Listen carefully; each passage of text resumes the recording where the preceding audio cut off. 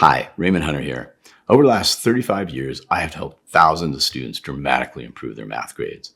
The math question I get asked the most is, when am I ever going to use this? It may surprise you, but I actually have a lot of empathy for you. So I tell you what I'm going to do. It turns out there's a super cool math hack that you can easily use to instantly determine returns on investments and whether or not those investments are worth the risk. And you will do it with no calculator. So why this and why now? Well, a lot of people are really interested and excited in passive investment opportunities because it's a way to earn an income while doing very little to earn that income. The hack that I'm talking about is called the rule of 72. Use it to determine how long it'll take to double your investment money and then compare that result with other known investments, rates of return and risk, to determine if this investment is worth the risk for you. Let's get to it.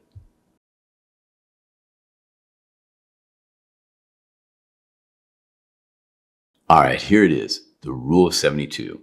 The time that it takes to double the amount you invest. To find that, you simply take 72 and divide by the interest rate. Let's put it to use. Here's a common investment. It's a bank savings account. It only gives maybe 1% return, and the risk is zero. If you want to know the time that it takes to double your investment, you take the 72, you divide by that 1% interest rate, and you get 72. It'll take 72 years to double your investment. Not super exciting. Another common investment is a government bond. It pays better, 3%, and the risk is low. If you want to know the time that it takes to double your investment, take 72, divide by that 3%, you get 24 years. It will take 24 years to double your investment. It's better, but still not exciting. Another common investment is a corporate bond. It gives around a 6% return. The risk is low to moderate.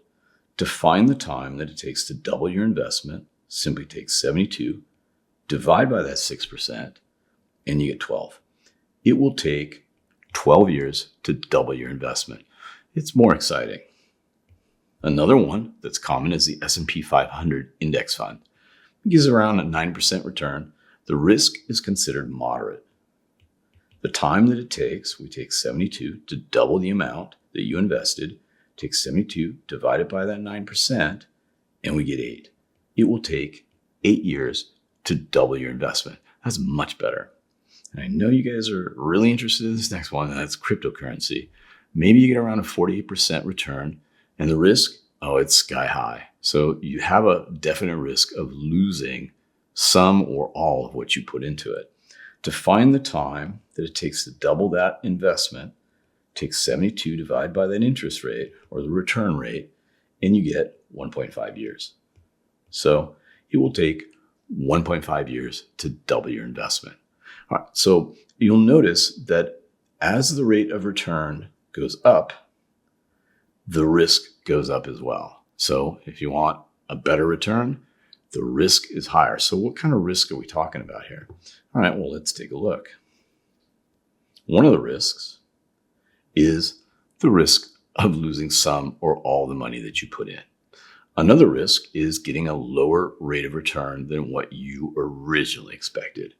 And yet another risk is simply not being able to take the funds out maybe when you want to. Maybe a bond, lock it in for 6 years, or maybe the S&P 500. Sure, you can take it out, but maybe when the market's really low, it's not a good idea to take it out. So maybe it's low for a few years, and so you can't take it out for a few years. You don't want to because it's better to take it out when it's high. So these are some of the risks. How accurate is this rule of 72? Because after all, it is just an estimate. It comes from this, the rule of 72, and this right here is the real formula. This is what you use to actually crank out the actual values. And I graphed all these numbers, these values, 2 curves.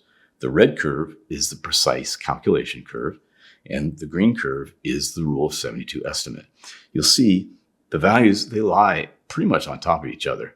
They are not exactly the same. They're not close enough to sign a contract on, but certainly they're great estimates to make decisions. And then I know some of you are probably thinking, oh, that's so exciting, but I don't have any money to invest. All right, well, let's think about where you might be able to get some. I know that if you're in high school, 60% of you will go off to college. I know that out-of-state tuition, living expenses, tuition, and after factoring in financial aid, it's going to run you about $100,000 to go for 4 years. Spend $20,000 less. All right. So let's say you're 22 and you get out of college and you have $20,000, and you decide, I'm going to invest this in the S&P 500, and that gives me about a 9% rate of return. So it's going to take 8 years to double that money. All right. So that means that when you're 30, you will have twice the amount, or 40,000. When you hit 38, you're going to have twice that. You'll have 80,000. When you hit 46, it doubles again. And when you hit 54, 8 years later, it's going to double again. And when you hit 62, 8 years later, you have, again, it's doubling. And finally, when you hit 70, you will have over $1.25 million.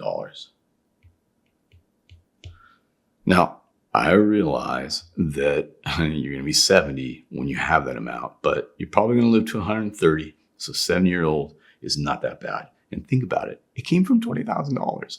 So you put $20,000 in when you're 22 and you take it out at $1.25 million when you're 70. It's a pretty good way to go.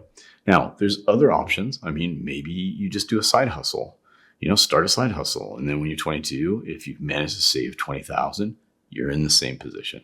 So there are ways, and you can get creative. You can look stuff up online and find ideas for how to put money in earlier. Because as you can see here, the key is how often it doubles. So your best friend when you invest money is time, because more time means more times it gets to double.